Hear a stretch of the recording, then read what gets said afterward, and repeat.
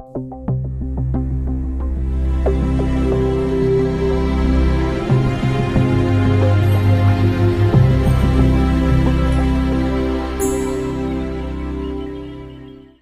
de nuevo, bienvenidos todos ustedes estudiantes a este curso de Epístolas Paulinas. Es un gusto poder estar con ustedes y poder compartir todo lo interesante que vamos a estar estudiando a través de las cartas del apóstol Pablo. Una vez más les recuerdo mi nombre, soy el doctor Carlos Ernest Ducán, pastor de la Iglesia Nacional Presbiteriana de México. Así que vamos a tener esta primera clase, en donde vamos a ver algún panorama general, unos pequeños antecedentes con respecto a quién era Saulo, quien después fue apóstol Pablo, cuáles fueron los escritos, aproximadamente en qué tiempo los escribió, y vamos a terminar esta primera clase viendo un poquito acerca de la estructura de sus cartas. Pero bueno, estamos listos para empezar. Yo deseo que usted ya tenga en sus manos o en sus aplicaciones la guía de estudio de esta primera clase. Nos vamos a ir basando de ellos para que no perdamos el hilo, ¿verdad? Y la continuidad de lo que vamos a estar estudiando. Pero antes de empezar en este día, esta primera clase, yo les invito por favor a que hagamos una oración para pedirle al Señor que el Espíritu Santo nos ilumine, abra nuestros corazones y nos permita comprender todo lo que vamos a estudiar. Vamos a orar. Señor, te agradecemos en esta tarde, en este día, este tiempo que vamos a estar para aprender. Sabemos, Señor, que al estar dictando este curso de Epístolas Paulinas, no solamente los estudiantes aprenden, sino nosotros también que enseñamos, también aprendemos, porque tu palabra es rica. Tus enseñanzas son de verdad tan refrescantes y nutritivas para nosotros. Por eso te pedimos, Señor, que nos ayudes, nos ilumines y que podamos comprender este curso con sencillez y que lo podamos también practicar, todo lo que ahí vamos a encontrar, ponerlo como un estilo de vida en nuestras vidas. Señor, estamos listos para empezar esta clase. En tus manos nos encomendamos en el nombre de Cristo Jesús. Amén. Bien, como nosotros ya hemos visto un poquito en el video introductorio, podemos darnos cuenta que Pablo, el gran apóstol, antes de ser Pablo, pues él era conocido como Saulo. Y Saulo, pues obviamente tenía ciertas características. Entonces, lo primero que nosotros vamos a estar estudiando en esta hora es precisamente cómo es Saulo. ¿Quién era Saulo? Quien posteriormente, al momento de su conversión, ahora es el gran apóstol Pablo. Si usted tiene sus guías, vamos a la página número 1, en donde dice Introducción, punto número 1. ¿Quién es Saulo de Tarso o el apóstol Pablo? Bueno, una de las cosas que tenemos nosotros que entender es que en la Escritura, especialmente en el libro de Hechos, se nos relata parte de la vida de este hombre. Se nos relata parte de sus acciones, parte de las cosas que él estuvo realizando antes de su conversión, y se nos dan algunas ideas y algunas indicaciones con las cuales nosotros podemos hacer una pequeña biografía de lo que es Saulo. En primer lugar, ¿quién es Saulo de Tarso? Bueno, como su nombre lo dice, ¿verdad? Fue una persona que nació en Tarso, una parte de una comunidad que se llama Cilicia, y Tarso en la actualidad es lo que se conoce como Turquía. Pero también Saulo era hijo de padres judíos. Él venía perteneciente a la tribu de Benjamín. Así que su linaje obviamente era judío, era educado en las leyes judías, ceremonias, rituales judíos. Y su formación de Saulo en la parte teológica bíblica, pues era obviamente encaminado a las cosas del Señor. Pero también hay algo interesante. que dentro de lo que es Saulo de Tarso, él dice que de acuerdo a la ley, él era un fariseo. Ya sabemos que los fariseos eran muy estrictos, muy exigentes en la observancia de la ley. Y por eso él dice que como fariseo, él también era perseguidor de la iglesia. Cuando hablamos de ser perseguidor de la iglesia, estamos hablando acerca de que él iba en contra de aquellos que decían ser cristianos, pero que no cumplían a la perfección con la ley. Para el apóstol Pablo, todo aquel que decía ser cristiano tenía que cumplir a la ley al 100%. Si no lo cumplían, entonces era merecedor de poder apresarlo, de poder llevarlo a juicio, de poder inclusive atentar contra su vida.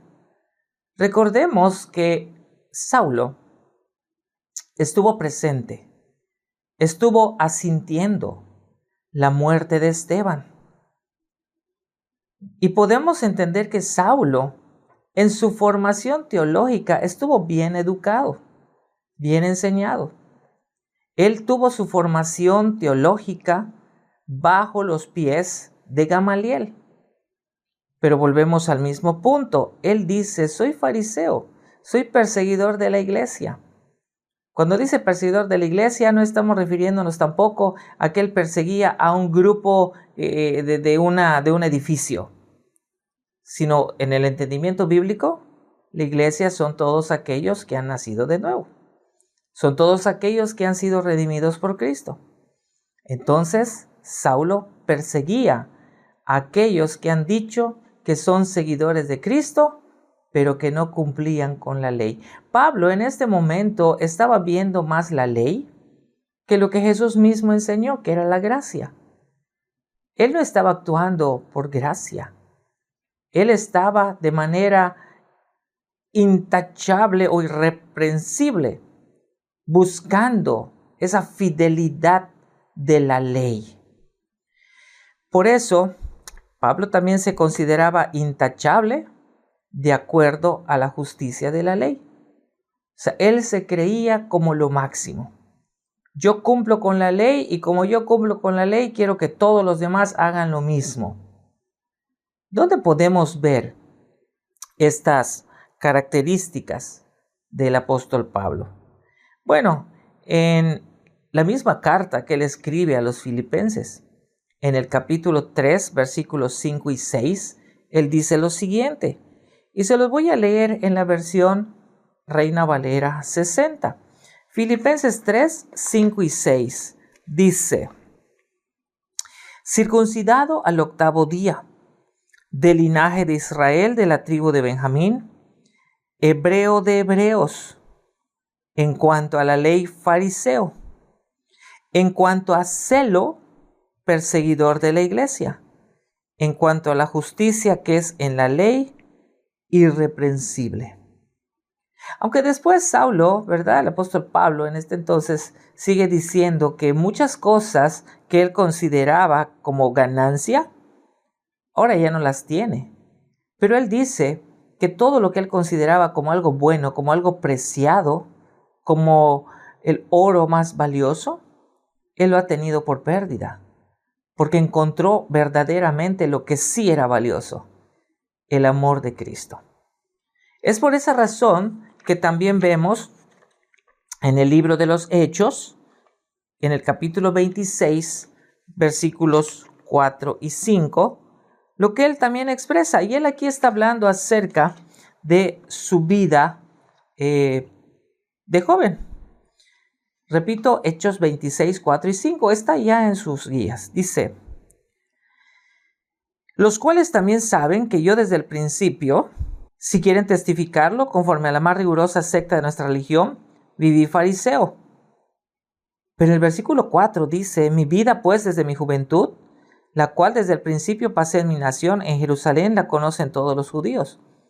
O sea, aquí en el versículo 4, versículo 5, Pablo está diciendo, desde mi juventud yo me crecí con los judíos. Soy judío. Yo conozco perfectamente la ley de Dios. Yo conozco todos los rituales, todas las ceremonias, yo participaba en todas las fiestas de mi nación. Pero también deben ustedes saber que yo también viví como fariseo conforme a la más rigurosa secta de nuestra religión. Así que Pablo está haciendo una reflexión y un análisis de lo que era su vida, de lo que fue su vida antes de venir a los pies de Cristo. Sin embargo, este era Saulo de Tarso. Pero, como sabemos que Saulo era uno de los escogidos por Dios para ser instrumento útil en sus manos, vemos entonces que Saulo tiene su conversión. Y esto lo vemos nosotros expresado siempre en el libro de los Hechos, en el capítulo 9. Convertido Saulo, camino a Damasco. Ahora lo interesante, Saulo iba a perseguir cristianos, inclusive él quería entrar a Damasco porque sabía que había un grupo de cristianos que se reunían y se congregaban. ¿Cómo es que Saulo consiguió cartas del Imperio Romano para poder tener esas acciones? Porque Saulo también, aparte de ser judío, él también tenía la ciudadanía romana. Pero Saulo no solamente era un ciudadano romano, sino él también tenía un negocio de tiendas. Y ese negocio de tiendas le permitía tener relaciones internacionales. Ese negocio de tiendas de Pablo era obviamente maquilar, fabricar tiendas de campaña. Pero esas tiendas de campaña no eran vendidas a cualquier persona, no eran vendidas a particulares, sino eran vendidas precisamente a gobiernos de comunidades de alrededor, porque eso lo utilizaban para los ejércitos. Cuando iban al campo de batalla, cuando se iban a los lugares donde iban a combatir, tenían que establecerse y tenían que utilizar casas de campaña. Eso es lo que hacía Saulo. Vendía las casas, tenía muchas relaciones, no solamente con otras naciones, tenía relaciones también muy fuertes con altos mandos, altas autoridades del Imperio Romano. Por eso con facilidad a él le entregaban la autorización por medio de cartas para que vaya y empiece a perseguir cristianos. De alguna manera, podemos pensar que eso también era de un interés particular del mismo imperio. Sin embargo, cuando leemos nosotros Hechos capítulo 9, nos damos cuenta que no había entrado a la ciudad, estaba todavía a punto de entrar a la ciudad cuando, dice la Escritura, le rodeó un resplandor de luz del cielo, y cayendo en tierra oyó una voz que le decía: Saulo, Saulo, ¿por qué me persigues? Es verdad que Saulo no estaba persiguiendo a Cristo en su naturaleza física humana, pero debemos entender que el hecho de estar persiguiendo a cristianos, aquel que persigue a un cristiano persigue a Cristo mismo. Es por eso que el Señor le pregunta a Saulo, Saulo, ¿por qué me persigues? Estás persiguiéndome a mí porque yo moro en el corazón de estos hijos míos a quien tú quieres apresar. Y por eso en el versículo 5 del capítulo 9 de Hechos, Saulo responde: ¿Quién eres, Señor? Tal pareciera que Saulo no sabía a quién le estaba hablando, ¿verdad? Pero esa es una pregunta válida. ¿Quién eres, Señor? Porque esto sirvió para que Jesús le volviera a reafirmar que el que le estaba hablando antes de entrar a la ciudad era el Rey de Reyes y Señor de Señores. Era aquel hombre que caminó sobre la tierra, que cumplió un ministerio público y que dio su vida en sacrificio en la cruz del Calvario para darle perdón, redención al hombre pecador. Por eso dice: yo soy Jesús a quien tú persigues. Dura cosa te es dar coces contra el aguijón. Saulo, tú me estás persiguiendo a mis hijos, estás persiguiendo a mi iglesia, estás persiguiendo a los cristianos. Estás dando golpes contra la pared porque no vas a poder. Y hoy, dice el Señor, hoy te he escogido a ti. Y este es el día que yo he dispuesto para que tú vengas arrepentido a mis pies. Por eso, en Hechos 9 se nos relata que Saulo fue convertido a Cristo camino a Damasco. Pero también esta conversión sirvió para que Saulo entienda, crea y acepte por privilegio esta misión que el Señor le estaba encomendando. Así que Saulo se convierte ahora en un siervo de Cristo para evangelizar a los judíos y a los gentiles. Hechos 9, versículo 15 y versículo 20 dice así: el Señor le dijo: ve, porque instrumento escogido me es este, para llevar mi nombre en presencia de los gentiles y de reyes y de los hijos de Israel, porque yo le mostraré cuánto le es necesario padecer por mi nombre. Jesús se lo estaba encomendando a Ananías y le dijo: ve a la ciudad, porque ahora he llamado a Saulo. Y Saulo estaba ciego y estuvo así por 3 días. Y es que Jesús le dijo a Ananías: ve con ese hombre, porque instrumento es para mí. Así que Saulo se convierte en un servidor de Cristo. Y déjenme decirles algo, que cuando Saulo se convierte al Señor, con esa misma valentía, con ese mismo coraje, con esa misma pasión con la cual él iba, perseguía y apresaba cristianos, ahora, con esa misma pasión, empieza a proclamar las buenas nuevas de salvación. Pero también, dentro del ministerio, ahora sí, del apóstol Pablo, él se consideraba no como uno de los otros apóstoles que caminaron con Jesús, sino que él se consideraba como el más pequeño de los apóstoles. Si usted tiene su Biblia, puede abrirla y leer conmigo. Primera carta a los Corintios 15, versículos del 9 al 11.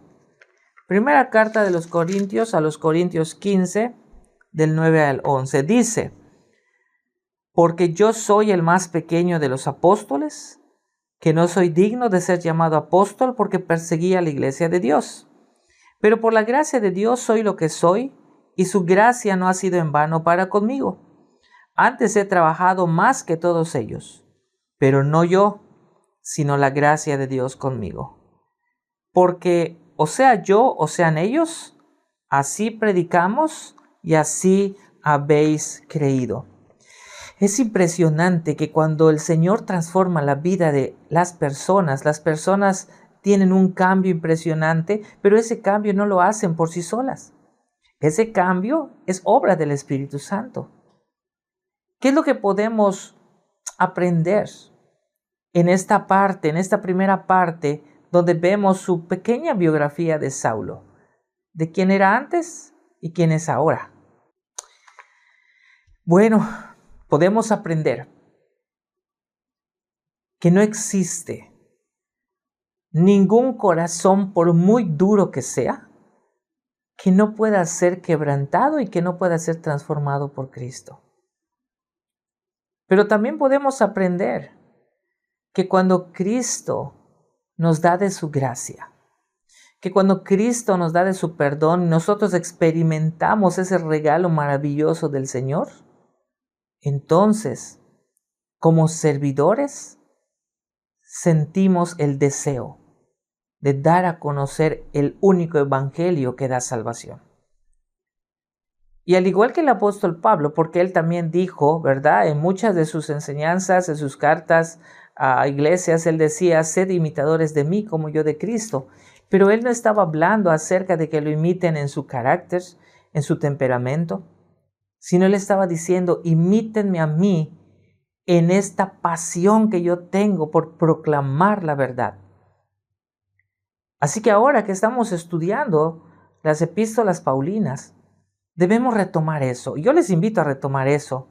Ahora ustedes que están siendo parte del alumnado, yo les invito a que sintamos esa pasión por enseñar, por predicar, por dar a conocer las buenas nuevas, porque el Evangelio es lo único que cambia y transforma la vida de las personas.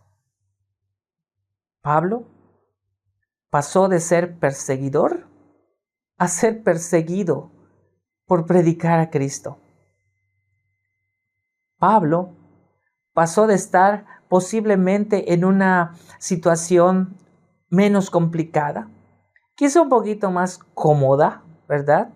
En su vida como fariseo, como Saulo de Tarso, a pasar a tener una vida en Cristo, pero una vida sumamente difícil. Porque de acuerdo a todo lo que el apóstol Pablo vivió, no fue una vida fácil. Al final sabemos nosotros que la vida cristiana no es fácil, que en la vida cristiana hay mucho sufrimiento, pero nada de ese sufrimiento se compara con la gloria futura que el Señor ha dispuesto para nosotros. ¿Cuántas veces no fue Saulo antes encarcelado? ¿Cuántas veces no fue apedreado? Tuvo que estar viajando, naufraga, lo muerde una serpiente. Cuando él estaba predicando para que no lo puedan agarrar y todo, lo tuvieron que bajar también a través de una canastilla, una cesta desde un segundo piso.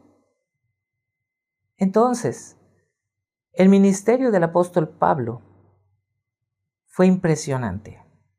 Fue productivo porque en su corazón estaba siempre que Dios sea glorificado. Así que en esta primera parte podemos darnos cuenta cómo fue la vida de Saulo y ahora tenemos una nueva criatura, tenemos una nueva persona, ¿verdad? Llamado el apóstol Pablo. Bueno, lo segundo que tenemos, si usted tiene sus guías, en la página número 2 de sus guías, tenemos allá un síntesis cronológico. Síntesis cronológico de sus epístolas. Es difícil y complicado poder tener una fecha o unas fechas exactas para los escritos de cada carta. Así que lo que nosotros vamos a hacer es simplemente ver un poco acerca de lo más cercano posible a las fechas, con algunos eventos en particular que vivimos y vieron en las cartas y en la vida de Pablo. Dice allá en el síntesis cronológico, si usted tiene sus guías a la mano, el inciso A. Cartas escritas durante el segundo viaje misionero del apóstol Pablo. Aproximadamente estamos hablando de que este viaje misionero el apóstol lo realizó entre el año 50 al 53 después de Cristo. Y lo que apreciamos allá es que en ese entonces bien el apóstol pudo haber escrito la primera carta a la iglesia de Tesalónica y también la segunda carta a la iglesia de Tesalónica, lo que conocemos en nuestra Biblia como primera carta a los tesalonicenses. ¿Dónde podemos tener nosotros la idea de que muy probablemente fue en esta fecha? Porque en Hechos 17, versículos del 1 al 3, se nos dice lo siguiente. Pasando por Anfípolis y Apolonia, llegaron a Tesalónica, donde había una sinagoga de los judíos. Y Pablo, como acostumbraba, fue a ellos y por 3 días de reposo discutió con ellos, declarando y exponiendo por medio de las Escrituras que era necesario que el Cristo padeciese y resucitase de los muertos, y que Jesús, a quien yo os anuncio, decía él, es el Cristo. Entonces aquí nos da la idea de cuándo él pudo llegar a Tesalónica. En el año aproximado entre el 50 y el 53, Y es donde entonces él escribe a esta iglesia en particular. Pero también el apóstol Pablo hizo un tercer viaje misionero. Recuerden que fueron 3 viajes misioneros del apóstol Pablo. En el primero, pues obviamente no escribió nada. En el segundo, escribe a la iglesia de Tesalónica. En el tercer viaje misionero, que fue en fechas aproximadas del año 54 al 58 después de Cristo, escribe por lo menos 4 cartas. La primera carta a la iglesia de Corinto, la segunda a la misma iglesia de Corinto, la carta a los de Galacia, la carta a los Gálatas y la carta a los romanos. Cabe destacar que estas cartas son dirigidas a una iglesia en particular. Y dentro del contenido de estas cartas, el apóstol Pablo va atacando o va tratando de dar consejos, dar enseñanzas con algunas problemáticas en particular, pero también con aspectos doctrinales para fortalecer la vida de estas iglesias. Por ejemplo, aunque lo vamos a ver con más detalle, la carta a los romanos. Muchos piensan o lo han tomado como si fuese un libro teológico. Muchos piensan que la carta a los romanos lo pueden usar como si fuese un libro para enseñar en el seminario todos los aspectos doctrinales. Es verdad que la carta a los romanos tiene mucho de la doctrina, pero no debemos perder de vista que Romanos no es un libro. Romanos es una carta. Y como carta, el apóstol Pablo le escribió para tratar asuntos de suma importancia para la vida de esta iglesia, mucho más por el contexto donde se encontraba y en el lugar donde estaba situada. Y por eso es importante. Pero es una carta. Entonces, después del tercer viaje misionero del apóstol Pablo, nosotros encontramos que Pablo tuvo un primer encarcelamiento en Roma. Aunque este encarcelamiento en realidad fue un arresto domiciliario. Fue una prisión, pero no estaba en la cárcel como tal, sino estaba en una casa. De ahí no podía salir. Pero tenía la ventaja de que aún como arresto domiciliario, él con libertad podía predicar acerca del Evangelio. Él podía predicar porque estaba en una casa con limitantes. No podía salir, pero sí podía llegar gente a verlo. Él podía atender a las personas y darles a conocer el Evangelio. Este primer encarcelamiento de Pablo en Roma aproximadamente se dio del año 59 al año 63 después de Cristo. Y en este tiempo, Pablo pudo escribir la carta a los colosenses, a la iglesia de Colosas, a la iglesia de Éfeso, la carta a los Efesios. También una de las cartas pastorales de Pablo, que fue a Filemón. Y también la carta a la iglesia de Filipos, la carta a los filipenses. ¿Qué dice la Biblia, al menos cuando estuvo Pablo en este primer arresto, en este primer encarcelamiento, aunque como dije fue un arresto domiciliario? Hechos 28, 30 y 31 dice: y Pablo permaneció 2 años enteros en una casa alquilada y recibía a todos los que a él venían, predicando el reino de Dios y enseñando acerca del Señor Jesucristo abiertamente y sin impedimento. Bueno, él pudo escribir estas cartas en este momento, en este tiempo. Pero bueno, después Pablo fue liberado, ya tuvo un tiempo un poquito más de tranquilidad, pero Pablo fue arrestado, ahora sí, en una segunda oportunidad, una segunda ocasión. Vuelve a ser encarcelado en Roma, pero él escribió algunas cartas más.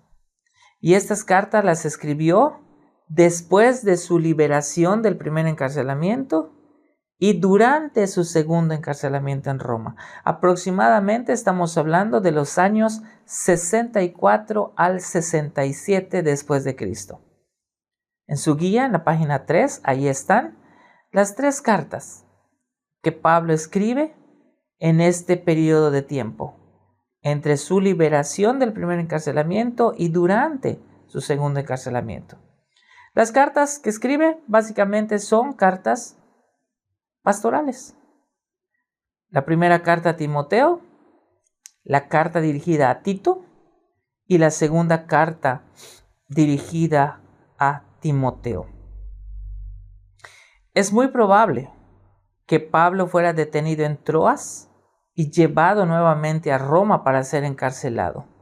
En esta ocasión, a diferencia del primer encarcelamiento, sí Pablo tuvo mayor restricción. Estuvo muy limitado, muy restringido, no podía predicar el evangelio como lo hizo en la primera ocasión. Pero eso no le quitaba la pasión de dar a conocer a Cristo como el Señor y Salvador. Bueno, vamos a estar hablando con más detalle de cada una de las cartas. Vamos a estar hablando poco a poco en el contenido de cada carta. Cada carta tiene sus temas particulares, tiene temáticas específicas, tiene también puntos doctrinales, pero en todas las cartas siempre está presente el Evangelio de Cristo. Y algo importante que no debemos perder de vista, que las cartas del apóstol Pablo también están incluidas dentro de esa unidad que está a lo largo de toda la Biblia, a lo largo de todos los libros de la Biblia, en donde se nos da a conocer el plan redentor de Dios. Recordemos que de Génesis a Apocalipsis, ahí podemos encontrar el plan redentor de Dios. ¿Qué es lo que nosotros encontramos a través de todos los libros de la Biblia? Encontramos la creación, encontramos la caída del hombre, encontramos también la redención del hombre, que es lo que necesita para poder ser redimido, y finalmente encontramos la glorificación, el hecho de que el Señor nos va a dar a nosotros cuerpos glorificados para entrar con Él en gloria. Así que las epístolas paulinas también están incluidas dentro de todo este paquete que llamamos plan redentor, porque siempre nos van a dar enseñanzas que están enfocadas al verdadero evangelio, a la salvación, a la santidad, a la santificación y muchas de las doctrinas que nosotros debemos conocer o quizá ya conocemos. Esto lo vamos a estar estudiando conforme vayamos nosotros avanzando y viendo con más detalle carta por carta. Bien, así que ya tenemos en esta clase nuestros 2 primeros puntos, ¿verdad? El primero, que hablamos acerca de Saulo y luego apóstol Pablo. Esta segunda, en cuanto a sus tiempos de escritura de sus cartas. Y vamos con la tercera, que es la parte en la cual también nos vamos a concentrar para poder entender un poquito mejor cada una de las cartas. Me estoy refiriendo obviamente al punto número 3, en la página 3 de sus guías, a la estructura de las cartas paulinas. Cuando hablo de estructura todos nosotros hemos escrito alguna carta, ¿verdad? Y en la carta no solamente ponemos lo que queremos decir o lo que queremos expresar. Si nosotros vivimos de un lugar a otro, de una comunidad a otra, de un país a otro, y queremos enviar una carta, pues obviamente tenemos que hacer la carta, tenemos que ponerla en un sobre aéreo, poner allá el nombre de quien envía la carta, poner también el destinatario a quien va dirigida la carta, y en el contenido de la carta al final pues ponemos atentamente el nombre de quien la hace y quien la envía. Ahora con la tecnología ya no hacemos eso, ¿verdad? Ahora con la tecnología es más fácil mandar un mail o mandar ya un WhatsApp o no sé, hay mucha tecnología en la cual ya ni siquiera escribimos, ya no necesitamos los sobres aéreos. Pero en el tiempo del apóstol Pablo no existía ni correo electrónico, no existía WhatsApp, no existía Twitter, no existía Instagram, no existía nada de eso. Así que él, al escribir sus cartas, también las escribía teniendo una estructura que no debemos nosotros perder de vista, porque lo vamos a estar viendo en cada una de las cartas a las iglesias y también a las pastorales que él hizo. Número 1, ¿qué es lo primero que encontramos en las estructuras de las cartas paulinas? Lo primero que el apóstol Pablo tiene allá es la salutación. Salutación, que es donde él se está dando a conocer, donde se está identificando, donde también dice a quién le dirige esta carta, les da un saludo y en esta salutación hay una oración, un deseo o un agradecimiento. En otras palabras, palabras de bendición. Muchas veces hay que tener en cuenta esto, porque es importante poder entender esta estructura. No sé si a ustedes, ¿verdad?, les ha pasado en las iglesias en donde ustedes asisten, en donde ustedes se congregan, que cuando dicen salutación, piensan que es dar la bienvenida. Vamos a tener las palabras de salutación. Y pasa la persona y les dice, hermanos, amados míos, sean todos ustedes bienvenidos a la casa de Dios. La salutación no es una bienvenida. La salutación no son palabras de bienvenida al pueblo. Las palabras de bienvenida se pueden hacer en otro momento. La salutación son palabras de bendición, pero que vienen implícitas en estas palabras. ¿Quién las dice? ¿A quién se las dice? ¿Y qué bendiciones tiene? Y de paso también un saludo. Por ejemplo, algunos ejemplos que podemos ver. La carta, por ejemplo, a Filipenses. Su salutación. Pablo y Timoteo. Identifican como autores. ¿A quién? Siervos de Jesucristo, a todos los santos en Cristo que están en Filipos con los obispos y diáconos. Y termina la salutación, por ejemplo, a esta epístola que estamos viendo de Filipenses, diciendo, gracia y paz a vosotros, de Dios nuestro Padre y del Señor Jesucristo. Si se dan cuenta, esta salutación forma parte introductoria de todas las cartas del apóstol Pablo. Algunos ejemplos más que quiero compartirles, si ustedes lo pueden ver de la misma escritura, la misma Biblia que tienen ahí. Por ejemplo, su salutación a la iglesia de Galacia, a los Gálatas. Dice, Pablo, apóstol, no de hombres ni por hombre, sino por Jesucristo y por Dios el Padre que lo resucitó de los muertos. Y todos los hermanos que están conmigo a las iglesias de Galacia. Gracia y paz sean a vosotros, de Dios el Padre y de nuestro Señor Jesucristo. Y sigue hablando también de su otra salutación. Pero vemos en Corintios, Pablo, apóstol de Jesucristo por la voluntad de Dios, y el hermano Timoteo, a la iglesia de Dios que está en Corinto, con todos los santos que están en toda Acaya, gracia y paz a vosotros, de Dios nuestro Padre y del Señor Jesucristo. Esa es una salutación. Si queremos personalizarlo, ¿verdad? Y podemos hoy en día dar una salutación a la iglesia, ¿qué podríamos pensar como ejemplo? Les voy a poner un ejemplo de una de las iglesias de aquí, de nosotros, de las que tenemos. Podría yo pensar en esto, haciendo uso de esta estructura del apóstol Pablo. Dice, Carlos, tu servidor, apóstol de Jesucristo por la voluntad de Dios, a la iglesia de Dios que está en Humán, Yucatán, con todos los santos que están allá. Gracia y paz sea a vosotros, de Dios nuestro Padre y del Señor Jesucristo. Esa es una salutación. Si se dan cuenta, no tiene nada que ver con palabras de bienvenida.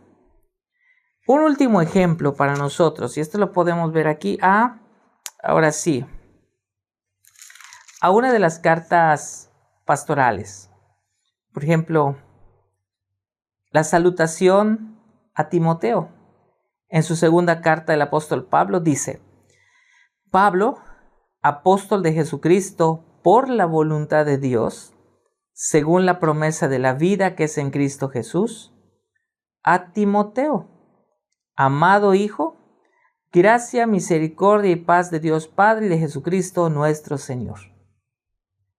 Así que, en su parte introductoria de las cartas, nos vamos a dar cuenta que las salutaciones son muy importantes. Porque allí Pablo, repito una vez más, como está en sus apuntes, en sus guías, se identifica. Está dando a conocer quién está enviando la carta. Pero si nos damos cuenta, no solamente está diciendo Pablo, sino pone su nombre y después pone la labor o el ministerio que tiene. Apóstol del Señor Jesucristo.